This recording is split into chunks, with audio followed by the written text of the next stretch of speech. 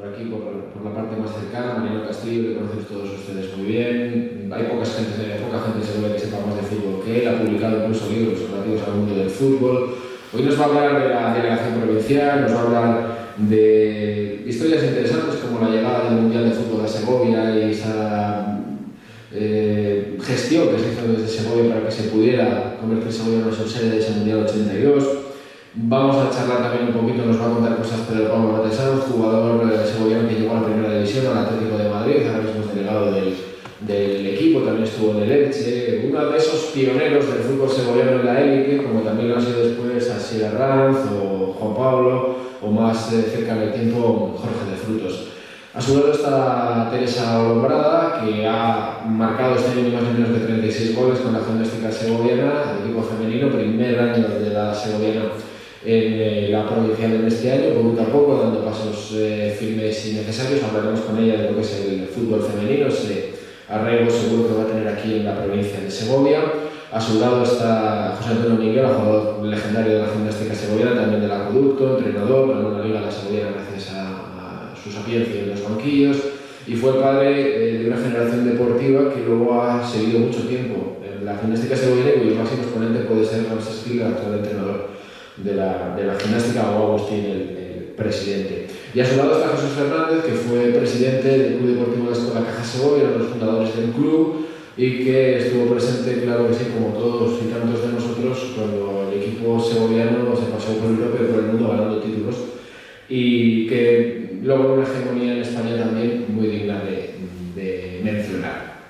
Entonces, y ya para dejar de hablar, yo que no estoy aquí nada más que para introducir, sí que me gustaría que para empezar, y en una frase más o menos, me dijerais cada uno de vosotros, luego entro en temas individuales con cada uno, pero empezando por Maito y terminando en Jesús Fernández, ¿qué representa, Maito, para ti el fútbol segoviano en líneas generales? O sea, si yo te hablo aquí por el fútbol segoviano, ¿tú qué me dices?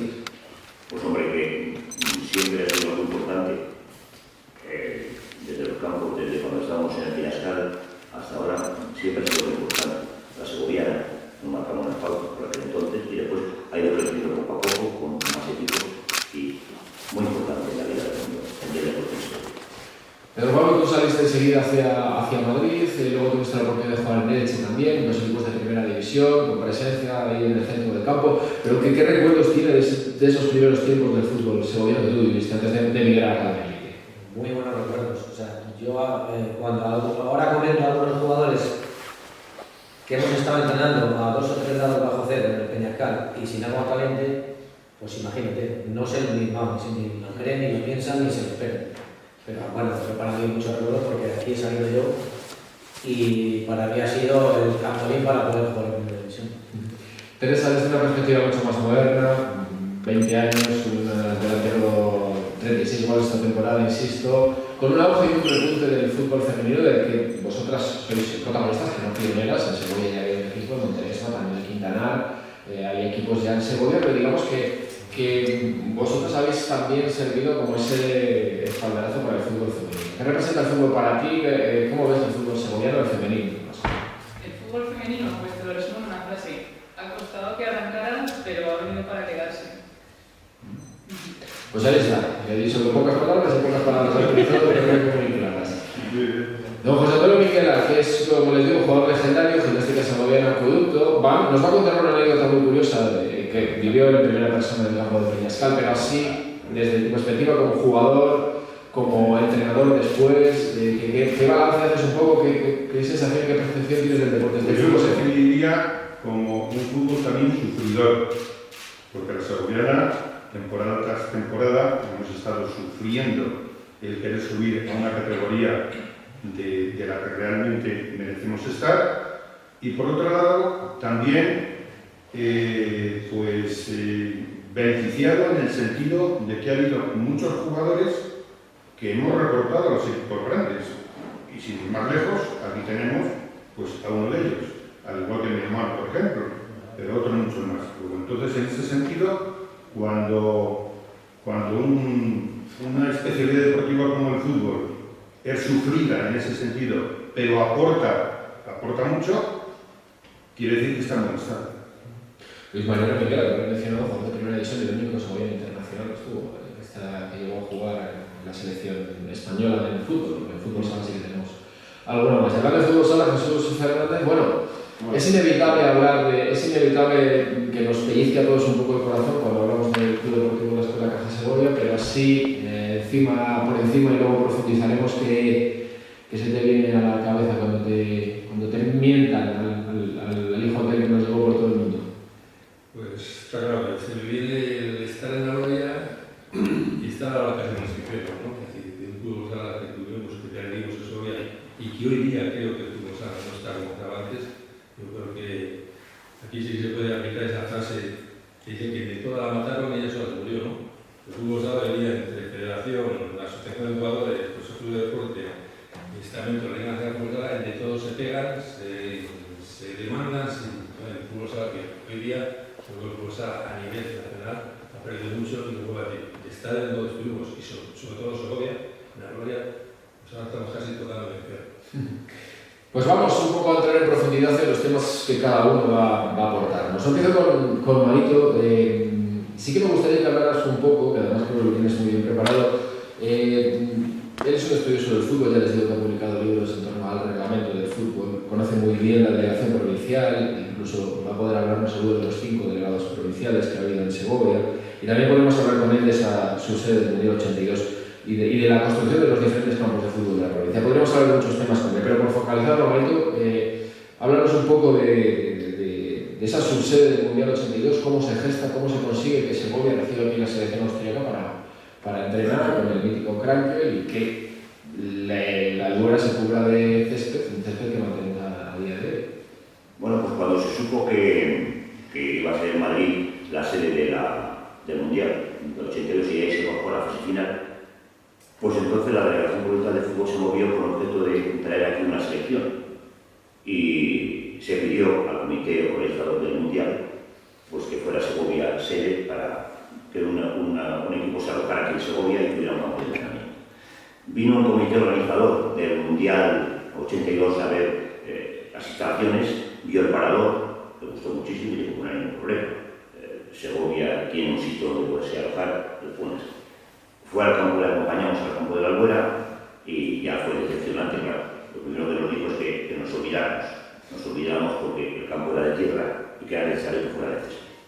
Entonces la delegación de fútbol se movió muchísimo, tocó los palos dirigiéndose a Adolfo Quintana Serna, que era presidente de la Federación Castellana, donde pertenecíamos nosotros, a la Federación Castellana antes de la Castilla y León, la que soy Federación Madrileña, y además Adolfo Quintana Serna pertenecía al Comité Olímpico, al Comité Organizador del Mundial. Bueno, se movió y consiguió que aquí se pusiera césped en el campo de la Albuera, sin gastar un duro para nada el ayuntamiento. Aquí vinieron, se hicieron las obras, se arregló el drenaje, que era un drenaje desastroso, se puso césped en la Albuera, se arreglaron cosas también alrededor del campo de la Albuera, se gastaron unos 7 millones de euros, se puso césped en la Albuera y aquí vino una selección, la selección de Austria, pues a lo que somos un poquito ya más mayores. La selección de Austria se hospedó en el Frador, estuvo entrenando en la Albuera fenomenal y así es como se pudo hacer que una selección viniera a Segovia cuando había una provincia muy cercana a Segovia, que era Ávila, que lo tenía todo. Tenía una instalación para poderse alojar y hospedarse y tenía un campo de fútbol, Adolfo Suárez, que ya tenía hierba. Pues nosotros nos adelantamos y conseguimos que la selección de Austria se hospedara en Segovia y pudiera entrenar en el campo de la Albuera sin gastar un duro al ayuntamiento, el campo del ayuntamiento, pero lo pagó el comité organizador del Mundial 82. Una gestión que hizo la delegación de fútbol. Eso fue en el 82, veníamos del Peñascal, que Miguel nos contará una anécdota que vivió allí. Claro, Segovia ha tenido sus dificultades para encontrar lugares habilitados y habilitables para jugar al fútbol. Cuéntanos un poco cuál es la historia de esos campos, de esa construcción de los campos de fútbol, porque no deja de ser pintoresco, con Segovia con pocos recursos por norma. Sí, bueno, en el momento que la Federación Castellana autoriza que haya una delegación en Segovia, lo autoriza la Federación Castellana, una delegación en Segovia, pues entonces el primer proyecto que hace la Delegación Provincial de Fútbol es que había que construir campos en la provincia. No había campos, había equipos que estaban jugando, ya federados, pero no había campos. Y entonces había que ir a un acuerdo, pero no había dinero. ¿Y qué se hizo? Pues entonces se pensó que había que hacer un convenio entre la Diputación Provincial de Segovia, cuyo presidente por aquel entonces era Modesto Freire, y la Federación de Castilla y León de Fútbol con Adolfo Gutiérrez Serra, que volvió de nuevo a apuntarse con Segovia. Y entonces se hizo un convenio entre la Federación de Castilla y León de Fútbol y la Diputación Provincial. Los dos pusieron el dinero al 50% y se hicieron campos de fútbol en Segovia. Se hicieron 3 veces, 3 convenios se hicieron para construir campos de fútbol y se hicieron en la mayoría de los campos de los equipos que estaban jugando en categoría provincial o en otras categorías se construyeron campos de fútbol. Por nombrar algunos de ellos, los primeros que se hicieron, pues puedo nombrar Riaza, Ayllón, Cantalejo, Turégano, Cuellar, San Rafael, El Espinar, La Granja. Esos fueron de los primeros que se hicieron. Después ya se repitieron allí porque se hicieron 3 convenios y se hicieron más campos de fútbol en toda la provincia de Segovia. Pero se hicieron de esa manera. Pues con un convenio entre la Diputación y la Federación Castellana de Fútbol. Podríamos ya les digo hablar de muchísimas cosas con Marito, pero yo creo que también es de justicia que hablemos un poco de la delegación provincial y de los delegados provinciales. El último de ellos aquí presente, don José Soriano. Pero hacemos un poco una semblanza de la trayectoria de esos 5 delegados provinciales, de esos que han regido los destinos del fútbol segoviano. Sí, bueno, pues parece mentira porque la delegación, desde los ayer de los años 60, ya se hizo la delegación provincial de fútbol, a través de la Federación Castellana de Fútbol. Pero han pasado nada más 5 delegados, o sea que tampoco ha sido tantos en estos años, ¿no? Empezó José Castillo, continuó Francisco Vázquez de Lama, después Luis Villoria, después de Luis Villoria vino Julio Isabel, después de Julio Isabel, vino, un momentito me parece, después de Julio Isabel, sí, José Soriano, no parece que venga nadie más, están los 5. Sí, sí. José Castillo, Francisco Vázquez de Lama, Luis Villoria, Julio Isabel y José Soriano.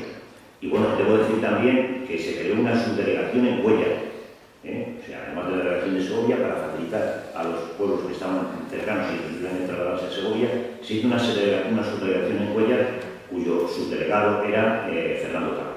Así nombramos ya.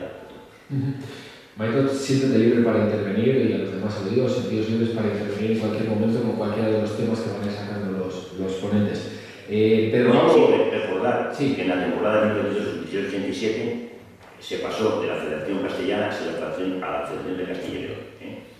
Yo estuve en la primera reunión que hubo, se me invitó en Valladolid, donde nos recibieron con los brazos abiertos, nos estuvieron informando de las competiciones que había, cómo podíamos incorporarnos a ellos, y bueno, pues ahí el presidente era Benito Zafra, y había una persona muy joven, le debo nombrar, muy joven, con cara de niño por aquel entonces, pero que daba ya muchísima guerra, y ese fue el presidente de la Federación Territorial Castellana de Fútbol, que es Marcelino Martín.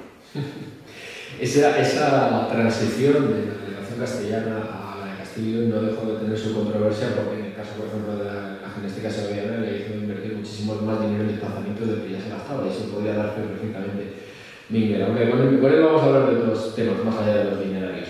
Pero Pablo, claro, cuando hablamos de la élite actual del fútbol, hablamos de las estrellas, hablamos de la luz, de los taquígrafos, de todo es mediático, pero cuando llegas tú a la élite, ¿cómo era la élite del fútbol español? ¿Cómo era ese Atlético de Madrid que tú llevas? Bueno, ha habido un cambio radical. Yo venía pensando, no sabía de lo que me ibas a hablar, pero yo, aquí jugando con el Acueducto, yo me acuerdo de ir a un campo y tener que pararse el partido porque había una cañada real, venían las ovejas y había que parar un partido. O sea, ahora, bueno, es impensable contarlo eso ahora. Entonces, bueno, yo cuando llegué a la Madrid, bueno, también hace mucho tiempo que los años van pasando. Yo firmo como juvenil en el Madrid y era el año 76. Y yo cuando llego, bueno, pues como cualquier jugador, tienes que pasar una fase en la academia o en el fútbol base en el momento, en el juvenil o en el segundo equipo, y al año siguiente subir. Pero ha cambiado muchísimo, o sea, no tiene nada que ver. Es un cambio radical de instalaciones, de material, de tema económico, de tema de ingresos, de tema de gastos. Ahora mismo es hay un salto enorme. Un salto enorme. Date cuenta, yo te estoy hablando del año 80-81, ahora y es impensable. El tema de salarios, el tema de todo. Muy radical en todos los aspectos. ¿Y ha cambiado el fútbol? ¿Es un fútbol menos fútbol que el de antaño precisamente por esto que me cuentas o no necesariamente? No necesariamente, no necesariamente. Ha cambiado mucho el sistema de entrenamientos, el sistema de preparación, la facilidad que tienen los jugadores para estar mucho más aislados de todo el mundo. Ahora es un poco más burbuja, es muy difícil acceder a los jugadores. Ellos viven en su pequeña burbuja y antes era un tema más familiar, más de amigos, más de incluso con prensa. Llegaban más al jugador, ahora hay, para llegar a un jugador hay que pasar por su jefe de prensa, por su representante. Bueno, es muy complicado, ha cambiado muchísimo. Ahora con esa faceta de delegado, también muy cercano al club colchonero, influye lógicamente que hayas pasado mucho tiempo allí como jugador. ¿Cómo se vive desde dentro del vestuario sin ponerse de corto todos los avatares que puede sufrir un equipo de la élite mundial como es el Atlético de Madrid? Hombre, bien, así, a mí me encanta el trabajo que tengo, soy un apasionado y entonces, bueno, pues encantado de trabajar, encantado de estar en el fútbol, encantado en Madrid porque me dio la oportunidad, después de haber sido jugador, de volver, aunque no empecé como delegado, empecé como un scouting un poco y se truncó porque tuve que entrar forzadamente porque un delegado se fue y muy bien, porque es lo que me ha gustado siempre, ha sido mi vida y hasta cuando pueda, hasta cuando me dejen las fuerzas, ahí estaré. ¿Centrocampista? ¿Qué centrocampista de la actualidad se asemeja a lo que eres tú? Complicado. Mira, a mí me decía Marina, un compañero mío, me dice que yo me parecía mucho a Giuli. Giuli, que es un jugador del Barcelona, Sí. que a lo mejor para mucha gente no lo sabe decir. No te podría decir yo. Quizá a lo mejor Maito pueda saber a quién me podía... Maito, ojalá, ¿qué jugador se decía? No te puedo decir yo a quién me podía asemejar. Yo lo que sí que te puedo decir, para mí, que he tenido mala suerte en el fútbol por el tema de las lesiones. Yo he tenido 2 lesiones claves cuando yo empiezo a jugar al fútbol, que es quizá lo que me haya truncado hasta dónde hubiera podido llegar yo sin esas 2 lesiones en momentos muy determinados. Además, lesiones de 4 meses. A raíz de ahí yo creo que no fui el jugador que era al principio porque perdí bastante facultades físicas. Las lesiones de antaño debían de ser más difíciles de recuperar que la actualidad, ¿no? Sí. Por la profesionalidad, por las atenciones médicas, por todo. Muchas gracias y insisto, si alguno de vosotros queréis intervenir en el resto de charla, pues lo hacemos sin ningún problema. Luego al final, como vamos bien de tiempo, seguro que nos da tiempo de debatir algo o alguna pregunta que quiera formular alguien del público. Teresa, estamos probablemente en el mejor momento del fútbol femenino, con ese ejemplo que da el Barcelona, que es el equipo multicampeón en Europa, con la selección española que también cosecha éxitos. ¿Qué es lo que crees que motiva que ahora sí, como decías tú, y antes no? Pues diría que las redes sociales han tenido un papel muy importante porque la pasión por el fútbol femenino viene sobre todo de la base, de las chicas de mi edad y menores que ahora empiezan a ver en redes sociales que el fútbol femenino existe, que las chicas podemos jugar al fútbol y no hay papá, apúntame en un equipo de fútbol, que eso quizá antes por miedo a los estereotipos, a los comentarios no existía. O sea, cuando a mí me empezó a gustar el fútbol hace 10 años, yo no tenía una mujer futbolista a la que mirar, había oído hablar de Boquete, de algunas más, pero cuando ponía la tele no veía fútbol femenino. En cambio ahora hay fútbol femenino, está la Queens League, hay incluso niños que en su camiseta de Barcelona se ponen el número 11 por Alexia Putellas. O sea, de verdad hay referentes. Yo creo que eso es lo que más ha impulsado, la visibilidad que se ha dado al fútbol femenino. Y tú ya habías jugado en equipos de fútbol, tenías la posibilidad de jugar en otros equipos en sobre que están más consolidados, pero decides por empezar de cero con la gimnástica, ser un poco su referente, porque quizá era la jugadora que más experiencia tenía, sobre todo porque algunos de tus compañeros no habían jugado nunca de manera federada. ¿Por qué decides empezar de cero antes de ir a un equipo más rodado y por qué en este caso la gimnástica? Pues sobre todo porque para mí el fútbol es algo muy emocional. O sea, es algo deportivo, pero yo lo que busco es lo que me da a nivel sentimental. Es el ser parte de un equipo, ser parte del club de la ciudad, ser parte del club del que era socio mi abuelo, en el que jugó mi padre. Entonces, no sé, podría irme a Madrid de un club porque es donde estoy y me sería más facilidad entrenar, pero es que a mí lo que me hace ilusión es jugar en la gimnástica.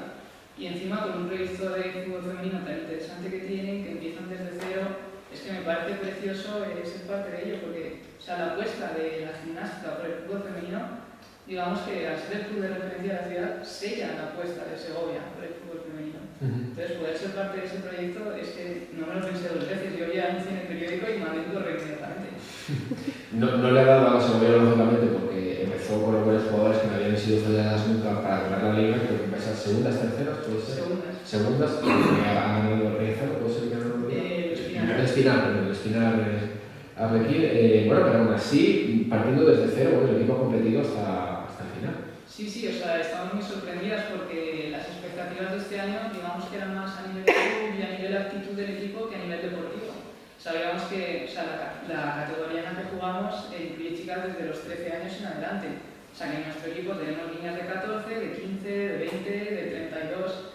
Nunca sabes qué esperar, con distintas experiencias en el fútbol también. Entonces, la idea era tener una base sólida de chicas para fomentar el fútbol femenino en la segoviana los años siguientes. Pero nos hemos encontrado con que además de que la actitud ha sido buenísima, los resultados deportivos también. O sea, de 19 partidos que hemos jugado, hemos ganado todos menos 5, que para ser una primera temporada está muy bien. Estamos muy contentas. Sí, iba a preguntar también que dónde ves el fútbol segoviano en general, femenino, lo hemos hablado alguna vez. Pensar que Segovia puede llegar a no tener un equipo en categoría nacional, quizá ahora que estamos todos un poquito en pañales, incluso organizativamente hablando, la Castilla acaba de empezar, los demás equipos, bueno, pues están ahí poco a poco, no interesa, así que hace un esfuerzo todos los años por tirar un poquito más para arriba, pero ¿cómo ves al fútbol segoviano en 3, 4, 5 años? Hombre, le falta recorrido, pero yo creo que es viable tener un equipo en Primera Nacional. Pero lo bueno del fútbol femenino es que, como aún no está tan desarrollado como el masculino, es fácil llegar a categorías de un nivel alto. Y tenemos que aprovechar ese vacío que hay ahora mismo. Es que es el momento. Muchas gracias, Teresa. Teresa, bueno, 36 goles, lo he dicho 3 veces ya, se ruboriza mucho, pero es verdad, es así. Don José Antonio Minguela, un placer tenerle aquí como a todos los demás, con varias perspectivas en las que podemos hablar con él desde jugador. Quizá nos pueda contar aquellos míticos partidos entre la Segoviana y el Acueducto, en el que había 2000 y pico personas en el campo, que eran casi como batallas campales. Podemos hablar también del Peñascal y de esas situaciones tan particulares que se procedían allí, que ocurrían ahí, y también de su etapa como entrenador de la gimnástica. ¿Por dónde quieres empezar? José Pedro, cuando tú me digas. El Peñascal, cuéntame porque tienes una anécdota del Peñascal que yo tuve la oportunidad de que me la contara en persona, de otros tiempos. Yo tengo una deuda tremenda con el campo de fútbol del Peñascal, porque de los jugadores que se quemaron, yo fui el protagonista. Me tocó estar 21 días en el hospital y lógicamente estos recuerdos pues no se olvidan jamás. E incluso mis propios ojos estuvieron viéndolos, cómo esparcían el cemento que echaron en el campo. Sí, 12.000 kilos de cemento y 12.000 kilos de cal viva. Y yo con mis propios ojos lo vi, porque estaba en ese año cuando estaba estudiando magisterio. Mi abuelo vivía al lado del campo del Peñascal y yo ese año estuve con ellos. Y entonces me pasé una tarde y vi cómo esparcían y todo, y bueno. Fue desde luego un día negro para el fútbol segoviano. El fútbol segoviano y la Federación Castellana de Fútbol, que entonces pertenecíamos a la Castellana de Fútbol en lugar de a la Real Federación de Castilla y León de Fútbol. El ayuntamiento no se hacía responsable. Hay declaraciones periodísticas contrastadas de que se había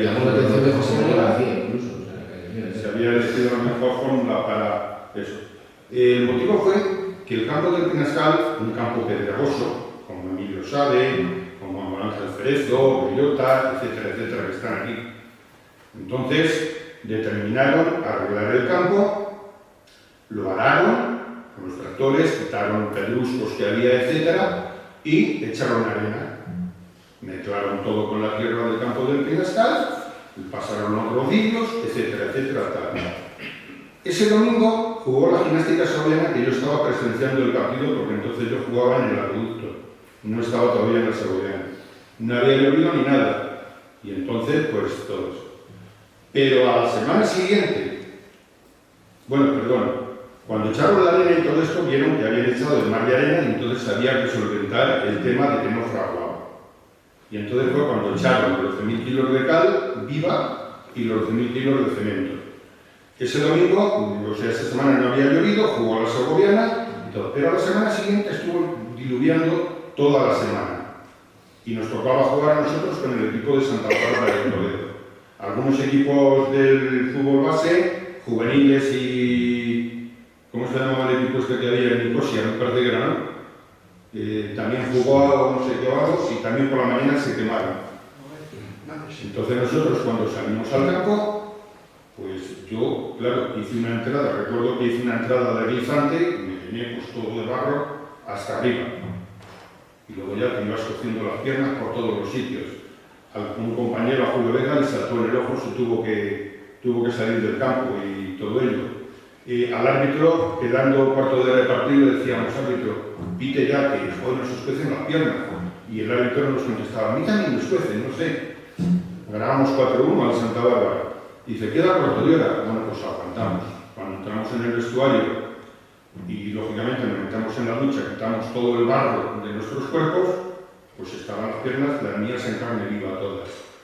Otro en los tobillos, sobre todo en los tobillos porque nos poníamos las típicas vendas para proteger la articulación del tobillo, pues te quitabas la venda y estabas totalmente quemado. Entonces, claro, el doctor Gila y el otro doctor que había entraron rápidamente, vieron que era quemadura, y nos llevaron al hospital a curar, etcétera, etcétera. En total se quemarían alrededor de 50 y tantos jugadores. A mí me dejaron ingresado, querían dejar ingresado también a otro jugador del equipo de Santa Bárbara. Pero luego al final determinaron que se le llevaron al hospital a Toledo y en fin, todo eso. Fue realmente una negligencia tremenda que luego el ayuntamiento, con palabras del alcalde, en prensa se dio a decir que no había responsables, que era la mala suerte que había ocurrido, etc. El presidente de la Castellana, en declaraciones también periodísticas, que bueno, que se había desorbitado mucho el tema, que tan solo había habido unas quemaduras en algunos jugadores. Pues hombre, yo con 21 días de hospital que estuve, lógicamente no podía compartir todo eso. Y ahí quedó. Lo que sí que está claro, que fue un día negro para Segovia y que estuvimos en el centro de todos los periódicos informativos, sobre todo en los deportivos, estuvimos un montón de días por ese desafortunado eso. ¿Culpables? Yo, vamos, clarísimamente, el arquitecto municipal, el ingeniero de la Diputación y un empleado de obras públicas que fueron los que determinaron el echar la cal viva ahí. Eso sí que era el fútbol de Era la historia. claramente. Pero vamos con otra cosa mucho más bonita de recordar. Ese verano que te pasas llamando a todos los jugadores segovianos en la diáspora, que los reúnes en el casino y allí los periodistas que estábamos y empezábamos, veníamos a venir a Barto, a Mariano, a Roseres, a todos esos jugadores que por H o por B habían salido de Segovia y que ese verano consigues que regresen y conviertes a esos chavales en una generación de jugadores que ha sido probablemente de las mejores después de la vuestra que ha tenido el fútbol segoviano. Bellota estaba conmigo también en aquella época, Jesús. Segovia había disfrutado la temporada anterior del ascenso por primera vez a la segunda vez, el ansiado ascenso que siempre hemos estado intentando conseguir. Estaba de presidente Gregorio, estaba el entrenador Cacho Engueriz, que el hombre falleció después a los 2 meses del ascenso, y estábamos todos pues, tan contentos que la Segovia había subido a segunda B, etcétera, etcétera. ¿Qué es lo que te ocurre muchas veces? Pues lo que pasa en los clubs, al igual que en las empresas. Subes un escalón de esa pirámide y tienes que reforzar la línea por todos los lados, fichajes de un sitio, fichajes de otro, total, que se te va de la mano todo el tema. Como los resultados deportivos no acompañen, ten presente que te caes al pozo. Eso está más claro que claro. Si los resultados deportivos acompañan, a pesar de que los económicos sigan todavía en deuda, se mantiene el interés. En este caso no, en este caso pues ficharon un montón, los resultados deportivos fueron nefastos y descendimos. Y la gimnástica segoviana, yo no estaba dentro de ello, pero a través de la prensa, etcétera, pues estaba palpable que prácticamente desaparecía. Y apareció Jesús Tobar, con don Carlos Gila y no sé quién nosotros, no sé qué eran, de directivos. Yo a Jesús Tobar no le conocía de nada, a Carlos Gila sí porque era médico ya de hace años. Entonces me llaman, me parece que a propuesta incluso de Maito, me parece que fue a propuesta tuya también o algo así. Sí. Bueno, entonces me dicen que si quiero ser y coger las riendas de la gimnástica segoviana. De esos pioneros en el fútbol sala nacional, porque Segovia es pionero en el fútbol sala nacional también, de esas ligas oficiales. Cuéntanos un poco cómo surge ese club deportivo de la escuela y cómo se convierte en lo que fue, campeón del mundo. Bueno, yo creo casi de casualidad. Es decir, junto a un grupo de amigos, aquí está Jesús, uno de los pioneros también, y más caso que quiere seguir, vamos a jugar un deporte, él a mí me promete que sigue, pero mira por cuánto, el interview llega con el talonario y dice que quiere llevar candelas. Él me dice no se va, pero al final él se va y nos deja sin entrenador. Se nos caen todos los brazos, ¿no? ¿Qué hacemos ahora sin entrenador? Bueno, pues a partir de ahí empezamos a buscar, yo me apoyo, de verdad, se llama Javier Lozano, es que era seleccionador nacional, le pido ayuda, que me hace falta un entrenador, y nos dice que la apostaría por una persona que había en Casturrial entrenando a un equipo de chicas de fútbol sala. Digo, bueno, pues me voy a poner, yo pongo la mano en el juego, buen entrenador. Digo, ¿cómo se llama? Benaz. Yo me acuerdo cuando dijo Benaz y digo, pues con ese nombre no se puede ser buen entrenador. No suena algo de deportivo. Hablamos con él, viene a Segovia, nos reunimos con él y todo lo que le pusimos en la empresa lo firmaba. Luego si le decimos que entrenaba gratis, iba a entrenar gratis. Él quería un equipo de élite, ¿no? Y más habiendo ganado la Copa de España. Firmamos a Venancio, eso sí, vino en unas condiciones realmente profesionales 100%. Horrible para nosotros, se nos ponen las pilas a todos, pero bueno, el club ya estaba asentado, ¿no? Pero él empieza a pedir entrenamiento diarios, viajes, fórmulas, médico, fisioterapeuta, todo lo que teníamos, pero al 100% todo.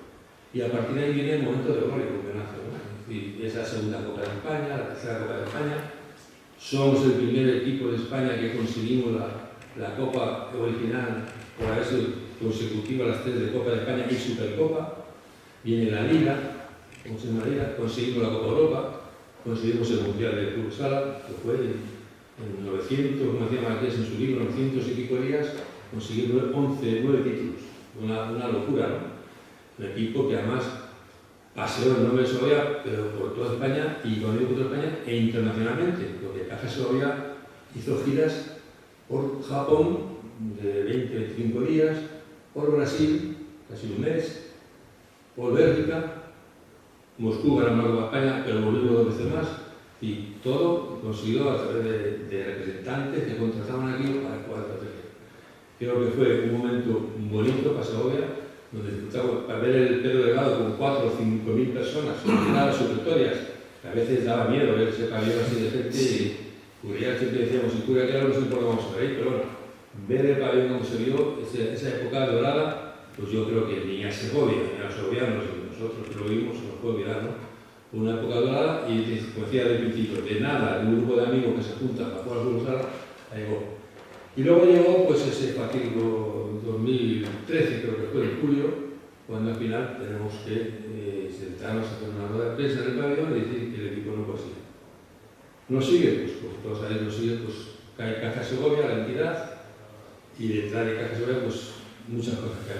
Ahora mismo Caja Segovia soportaba el 60-70% del presupuesto. Nosotros en esa época, en el 2013, teníamos entre 700 y 800.000 euros de presupuesto. He dicho 700 y 800, no me he equivocado. Y entonces, claro, el 70 o 80% es mucho, pero el restante se puede buscar con pequeños patrocinadores, abonados, taquillas. Nosotros, una de las fuentes importantes de ingreso que teníamos eran los traspasos de jugadores. Y Caja Segovia era una fábrica de jugadores, aquí venía todo el mundo. ¿Y qué pasó en la época esa dorada? Como decíamos, Interview no ganaba nada. Barcelona no ganaba nada, el Puerto no ganaba nada, Toledo no ganaba nada. Y el Interview el que nadie no tenía, y pues aquí hay que machacar al primero. Vamos a terminar la actividad. Luis Amado, Orol, Daniel, Serpa, Riquet, hizo un fracaso de ascendente, tío. Nos dejó pelones, entonces poco a poco nos fue. Pero con todo eso nos fuimos defendiendo. Nos fuimos rehaciendo, volvemos a empezar, jugamos una segunda final de Liga en Barcelona. Sí, señor. Es decir, seguimos estando siempre arriba en la zona alta de la tabla. Yo creo que esa fue la historia. Y vuelvo a decir, hoy día es una pena si no está el fútbol sala, bajo mi punto de vista. Creo que ahora mismo no está como tenía que estar, está muy perdido, hay mucha lucha de poderes y al final, tengo que decirlo ahora. Pues ha sido muy sintético, Jesús, porque yo creo que has resumido perfectamente